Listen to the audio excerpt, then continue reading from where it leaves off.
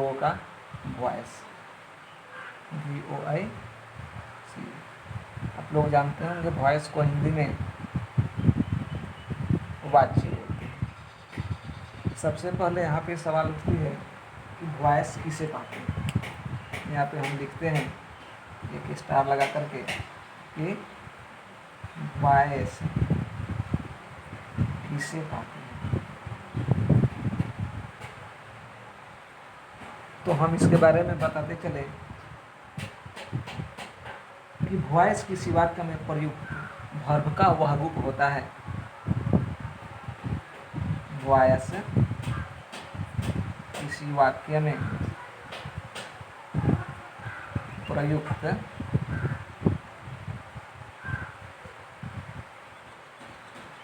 Verb का वह रूप होता है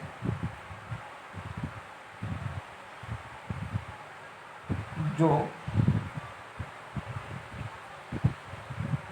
यह दर्शाता है कि या तो कर्ता कुछ करता है या तो कर्ता कुछ करता है या स्वयं कर्ता पर ही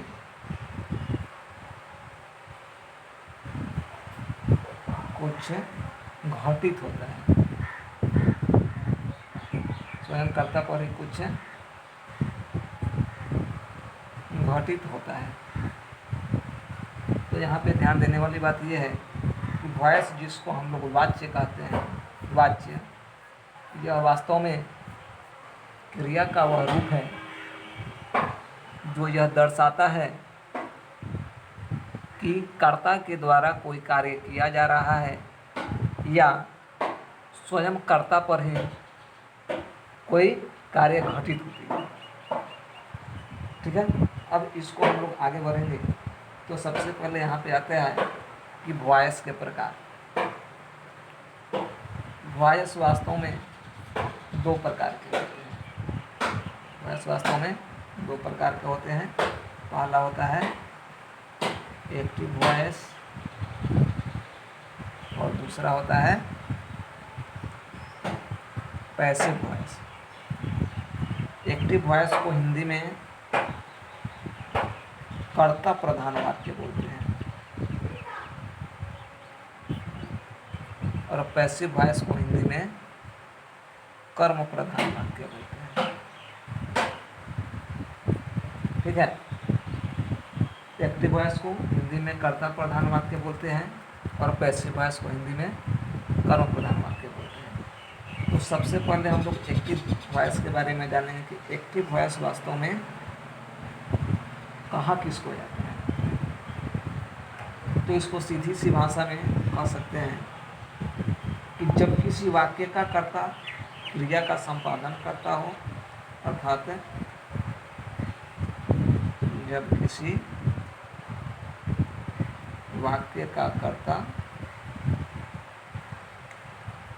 क्रिया का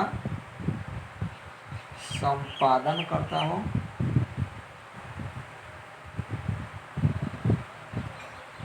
तो उस वाक्य में मौजूद का मतलब होता है प्रयुक्त, यानी कार्यरत क्रिया। प्रयुक्त क्रिया को हम लोग क्या कहेंगे, एक्टिव वॉइस में। एक्टिव वॉइस में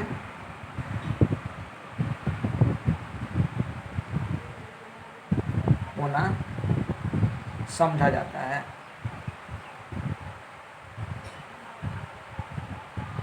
यानी जब किसी वाक्य में किसी कर्ता के द्वारा क्रिया संपादित होती हो तो उस वाक्य में मौजूद क्रिया को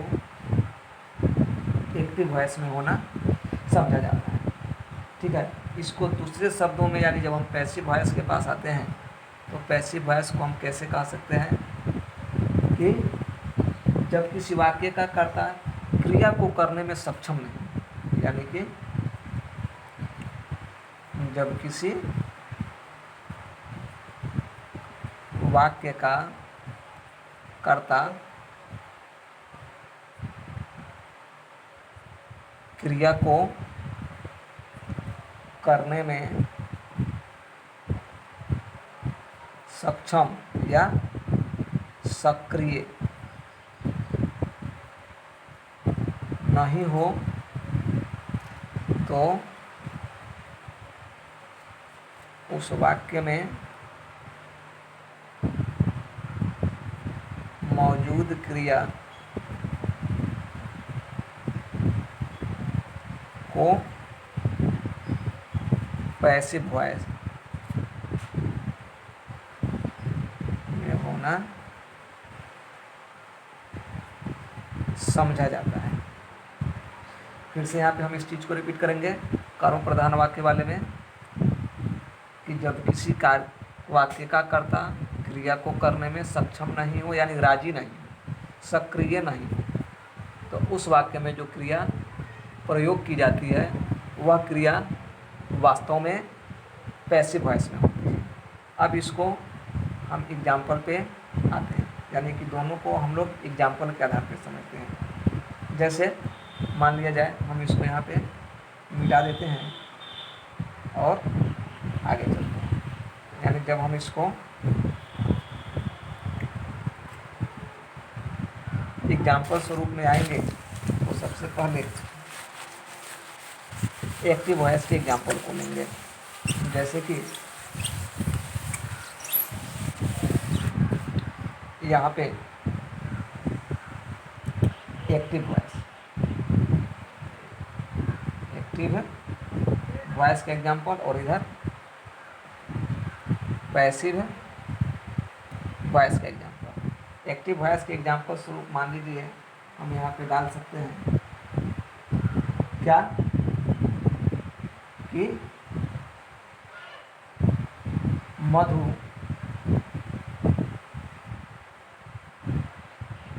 पुस्तक लिखती है। इसका ट्रांसलेट अगर करते हैं तो क्या हो जाएगा, MADHU Madhu WRITES writes a book. इसमें मधु पुस्तक लिखने में सक्षम है, अर्थात इसमें राइट्स जो क्रिया है यह क्या है, एक्टिव वॉइस में है, इसलिए इस वाक्य की मौजूद क्रिया को एक्टिव वॉइस में ही कहेंगे। जबकि पैसिव में आएंगे तो इसी वाक्य को पैसिव में बदलेंगे। तो सबसे पहले मैं इसका हिंदी अनुवाद कर देता हूँ कि मधु पुस्तक लिखती है को क्या लिखेंगे कि मधु के द्वारा पुस्तक लिखी जाती है। ठीक है। अब यहाँ पे ध्यान देने वाली बात यह है, इसमें मधु पुस्तक लिखती है, मधु खुद पुस्तक लिखती है, जबकि इसमें मधु से पुस्तक लिखवाई जाती है। ठीक है। तो यहाँ पे जब इसको बनाएंगे तो क्या हो जाएगा कि a book is written by Madhu. अब यहाँ पे ध्यान देने वाली बात है कि हमें, यानी आपको टेंस की जानकारी है, ये वाक्य जो बने हैं एक्टिव वॉइस वाले वो बिल्कुल प्रेजेंट इंडेफिनिट टेंस के स्ट्रक्चर के आधार पर बनाई गई है, और ये प्रेजेंट इंडेफिनिट टेंस के पैसिव स्ट्रक्चर के आधार पर बनाई गई है। अगर एक दूसरा वाक्य लेते हैं, जैसे मान लीजिए राम पत्र लिखता है, क्या बनाएंगे, राम राइट्स ए लेटर। इसमें क्या हो जाएगा, राम के द्वारा एक पत्र क्या हो जाएगा, लिखा जाता है। इसको क्या बना देंगे, a letter is written by Raut, यानी कि letter is written by Raut. अब यहाँ पे इस चीज़ को हम लोग समझेंगे कि आखिर कैसे कहेंगे कि यहाँ पे राइट्स एक्टिव वर्ब में है, यहाँ पे रिटेन यानी क्रिया पैसिव फॉर्म में। तो ध्यान देंगे मात्र एक बात कि अगर कर्ता डूअर हो, डूअर का मतलब होता है कार्य को करने में सक्रिय हो, तो ये क्रिया एक्टिव वॉइस की होगी। ठीक है। अगर कर्ता कार्य का रिसीवर हो, एक्शन का रिसीवर हो, तो इसमें क्या हो जाएगा, क्रिया पैसिव वॉइस में। यानी कि इसमें कार्य क्रिया जो है यह किस रूप में उपलब्ध हुआ है, यानी कि कर्ता के या कर्ता जो है यह क्रिया को करने के लिए डूअर है, जबकि यहाँ पे रिटेन जो है यह क्या है, इसको कर्ता रिसीवर कर रहा है यानी रिसीव कर रहा है, इसलिए यहाँ पे क्या हो जाएगा, रिटेन पैसिव वॉइस में हो जाएगा। ठीक है। अब यहाँ पे हम ध्यान देंगे या इसको बदलने के लिए हम आ जाएंगे कि हम इसको कैसे बदलेंगे। तो एक्टिव से पैसिव में बदलने के लिए, यानी कि यहाँ से डाल दीजिए कि ACTIV एक्टिव वॉइस को पैसिव वॉइस में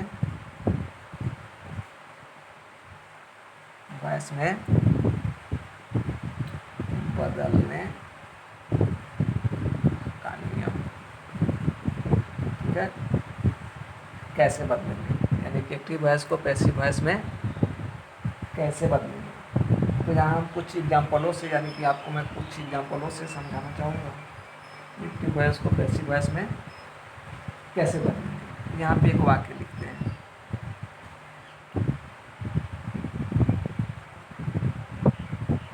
कि सीता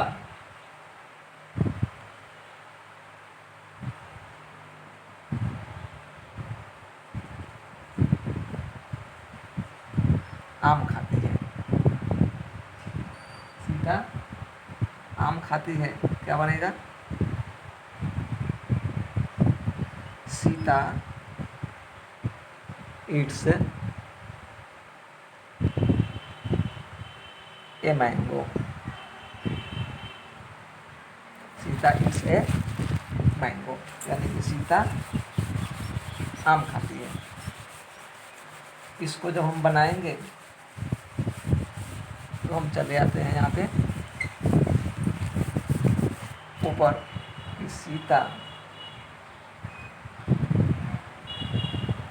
ईट्स ए मैंगो। ये सीता क्या है, सब्जेक्ट है, ईट्स क्या है, क्रिया है, ये मैंगो क्या है, ऑब्जेक्ट है। यानी कि इसको लिख सकते हैं सब्जेक्ट है, वर्ब है और ऑब्जेक्ट है। ठीक है। इसको पैसिव में बदलेंगे तो क्या करेंगे, ऑब्जेक्ट को सब्जेक्ट बना देंगे, सब्जेक्ट को ऑब्जेक्ट बना देंगे, और ये जो वर्ब है इसको टू बी वर्ब के रूप में, टू बी वर्ब की सहायता से यानी V3 में बदल देंगे। ये मैंगो को यहाँ ला देंगे, ये मैंगो, और यहाँ पे क्या लगाएंगे, ईज, ईट का क्या हो जाएगा, ईटेन बाई सीता। ये मैंगो का रह गया, और ईज ईटेन क्या हो गया, क्रिया का V3 रूप हो गया, यानी पास्ट पार्टिसिपल हो गया, और ये मेरा क्या हो गया, सब्जेक्ट बदल करके क्या हो गया, ऑब्जेक्ट हो गया, या इसको by plus AGE anti agent बोलते हैं। ये मेरा क्या आ गया, सब्जेक्ट के रूप में आ गया। ठीक है। तो यहाँ पे प्रेजेंट इंडेफिनिट टेंस के वाक्य को मैंने, यानी प्रेजेंट इंडेफिनिट टेंस के एक्टिव वॉइस के वाक्य को पैसिव वर्ब में या पैसिव वॉइस में या पैसिव वर्ब फॉर्म में बदला गया। ठीक है। यहाँ पे एक बात नोट करने वाली है,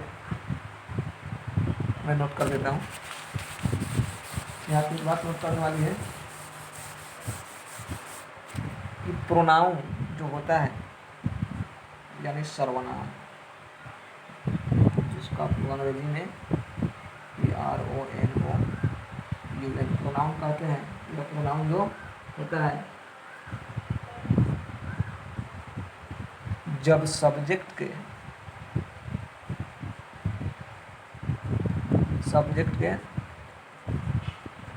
रूप में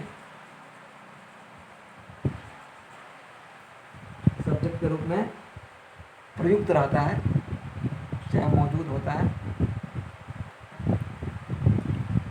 तब वह क्या होता है, सर्वनाम जब सब्जेक्ट के रूप में प्रयुक्त होता है तब यह नॉमिनेटिव केस में होता है। यानी कि नॉमिनेटिव केस को सब्जेक्टिव केस भी कहते हैं, SUBJECTI, सब्जेक्टिव नॉमिनेटिव केस या सब्जेक्टिव केस, CASE केस में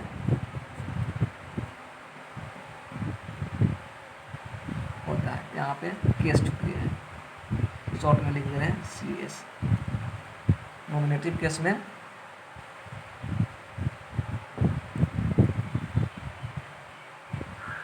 नॉमिनेटिव केस या सब्जेक्टिव केस में होता है। लेकिन जब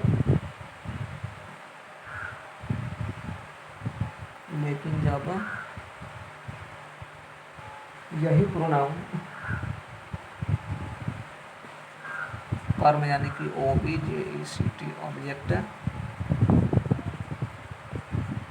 के रूप में प्रयुक्त होता है तब वह ऑब्जेक्टिव केस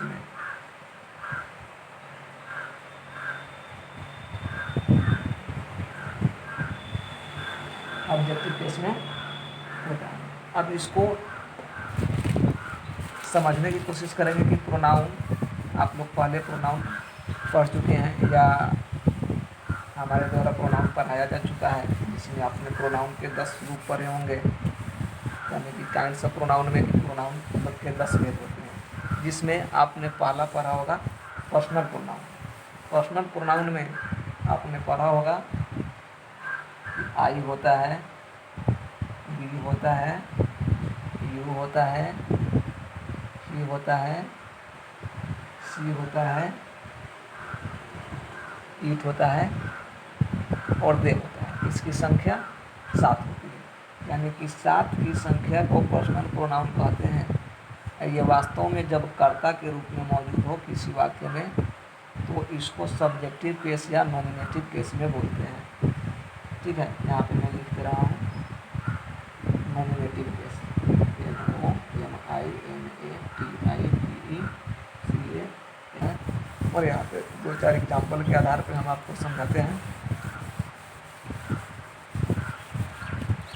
तो सबसे पहले यहाँ पे एक्टिव में लिखते हैं और इधर पैसिव में लिखते हैं। ठीक है, एक्टिव में 1-2 वाक्य लिखते हैं, जैसे आई राइट ए, मैं इसका हिंदी में लिख ले रहा हूँ, मैं पत्र लिख रहा हूँ। एक दूसरा वाक्य ले लेते हैं, यू लाइक इट, तुम इसे पसंद करते हैं। एक और वाक्य ले लेते हैं,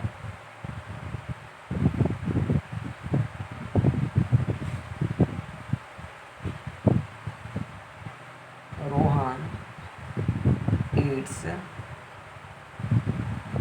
मैंगोज। ठीक है, सबका हिंदी निकाल लेंगे आप लोग 4 नंबर में। एक और लिख लेते हैं, राधी बीट्स रोहन। और एक एग्जाम्पल ले लेते हैं,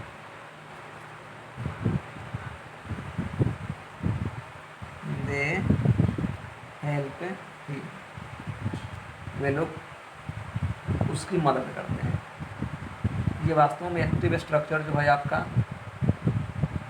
एक्टिव फॉर्म के आधार पर है, प्रेजेंट इंडेफिनिट टेंस का है, एक दो का हिंदी मैंने लिख दिया हूँ। जब इसको पैसिव में बदलेंगे तो आपने जो स्ट्रक्चर लिखा है पैसिव फॉर्म का, उसमें मैं यहाँ पे इस कोने में दर्शा दे रहा हूँ कि आपने लिखा होगा कि ऑब्जेक्ट को सब्जेक्ट बना देंगे प्लस एम या इज या are plus V3 plus object को सब्जेक्ट और सब्जेक्ट को ऑब्जेक्ट बना देंगे, यानी इसी को बोला जाता है बाई प्लस एजेंट।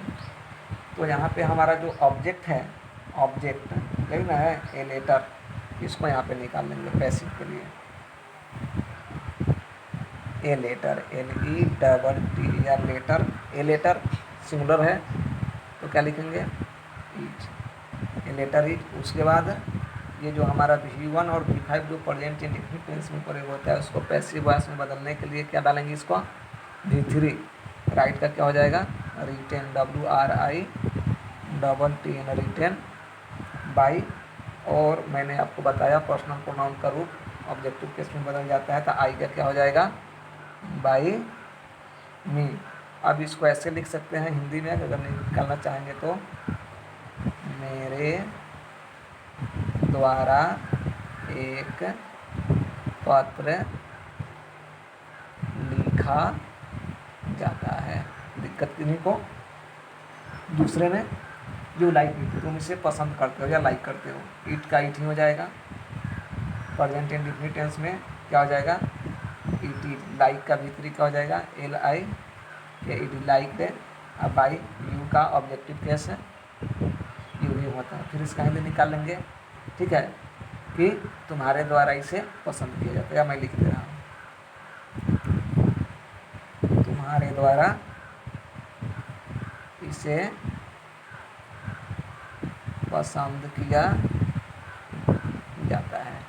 तीसरे वाक्य पे आएंगे रोहन इट्स मैंगोज। यहाँ पे ध्यान देंगे मैंगोज ऑब्जेक्ट है, इसको हम लोग क्या बनाएंगे सब्जेक्ट बनाएंगे। क्या हो जाएगा MANGOES। यहाँ पे बहुवचन है वो भी वर्ब के रूप में क्या लगाएंगे इज एम पी आर लगाएंगे। क्या लगाएंगे बहुवचन है तो, यानी प्लूरल है तो आर लगाएंगे, मैंगोज आर। इट्स का क्या हो जाएगा EATEN इटेन बाई रोहन। यहाँ ध्यान देंगे रोहन का रूप नहीं बदलेगा क्योंकि ये थर्ड पर्सन है, सिंगुलर नंबर है। प्रोनाउन का रूप बदलने के लिए मैंने बताया है कि नॉमिनेटिव केस सब्जेक्टिव केस में बदल जाता है, ठीक है। ये रोहन है, ये क्या है थर्ड पर्सन सिंगुलर नंबर है और ये नाउन है। रवि बिट्स रोहन, ये क्या हो जाएगा ROHAN रोहन। इज बीट का हो जाएगा BEATEN बीटन बाई रवि। और पांचवा नंबर में आएंगे, यहाँ पे लिख दे रहा हूँ 1 2 3 4 और 5 वाला दे हेल्प हिम का सब्जेक्टिव केस क्या हो जाएगा ही इज। हेल्प का क्या हो जाएगा HELPED हेल्प्ड बाई दे बदल जाएगा THEN दे, ठीक है। तो इस प्रकार प्रेजेंट इंडेफिनिट टेंस के वाक्यों को पैसिव फॉर्म में बदलने के लिए पैसिव फॉर्म वाले स्ट्रक्चर का प्रयोग करके हम वॉइस में परिवर्तित कर सकते हैं, ठीक है। और इसमें विशेष कुछ वाक्य अगर दी जाती है, जैसे कि 2-4 हिंदी वाक्यों का मैं यहाँ पे जिक्र करना चाहूँगा कि कौन से वाक्य एक्टिव है और कौन से वाक्य पैसिव है। आप इसे एक्टिव और पैसिव में बनाएंगे। जैसे मान लीजिए यहाँ पे कुछ एग्जाम्पल स्वरूप लिखते हैं, यानी कि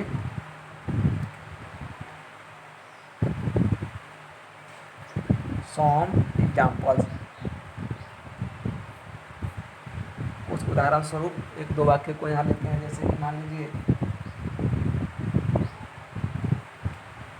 वह पीटता है, वह पीटता है। और एक और वाक्य लिखते हैं उसे पीटा जाता है, पीटा जाता है। वह पीटता है एक्टिव है क्या लिखेंगे, ही बीट्स BEATS और उसे पीटा जाता है। अब देखेंगे इसमें, यहाँ पे ध्यान देने वाली बात है कि इसमें ऑब्जेक्ट नहीं है।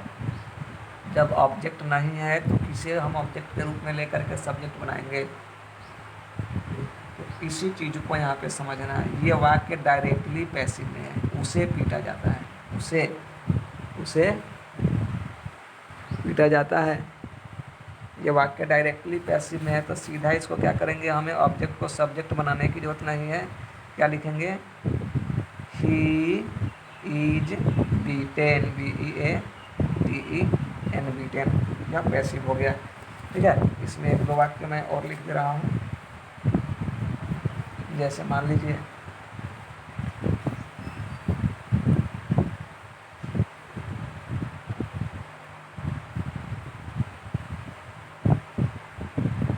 कि तुम पढ़ाते हो, तुम पढ़ाते हो, तुम पढ़ाते हो। और एक और वाक्य लिखते हैं कि तुम्हें पढ़ाया जाता है। एक वाक्य और लिखते हैं,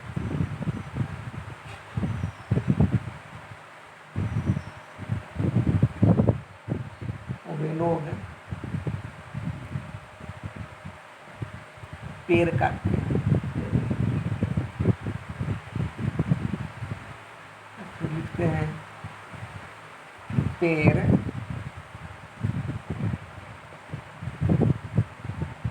काटा जाता है। ठीक है, एक दो वाक्य और लिख लीजिए जाए, दूध पिया जाता है। ठीक है, पेड़ लगाए जाते हैं, पेड़ लगाए जाते हैं। एक और लिख लीजिए, अंग्रेजी पढ़ाई जाती है। इसमें अधिकांश जो वाक्य का प्रयोग किया गया है, इसमें पैसिव वॉइस के वाक्य हैं, क्योंकि इस वाक्य की क्रिया जो है स्वयं कर्ता पे संपादित होती है। ठीक है, तुम पढ़ाते हो, क्या हो जाएगा, यू टीच, बल्कि तुम्हें पढ़ाया जाता है। ये क्या है, कर्ता कार्य को करने में सक्षम नहीं है, क्रिया इस पे संपादित होती है, तो क्या हो जाएगा, URTAUGHT, सब्जेक्ट वर्ब का द्वितीय रूप। वे लोग पेड़ काटते हैं, they cut a tree, they cut a tree, पेड़ काटा जाता है। क्या लिखेंगे, ए ट्री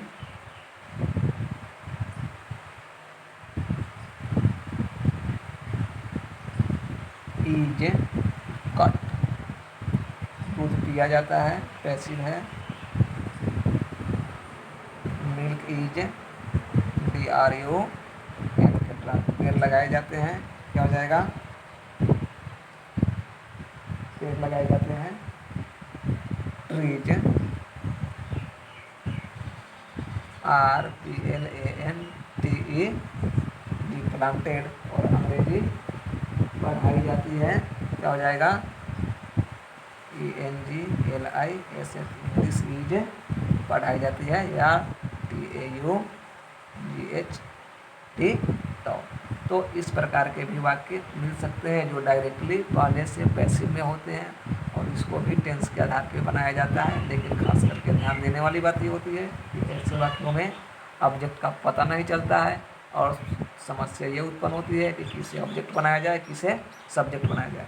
तो बिल्कुल इसी के आधार पर हम लोग किसी भी कठिन से कठिन वाक्य को, प्रेजेंट इंडेफिनिट टेंस के वाक्य को पैसिव वॉइस में, एक्टिव से पैसिव वॉइस में बदल सकते हैं। ठीक है, आज के लिए इतना ही। पुनः इसके आगे की पढ़ाई हमारे नेक्स्ट क्लास में, नेक्स्ट डे मिलेगी। तब तक के लिए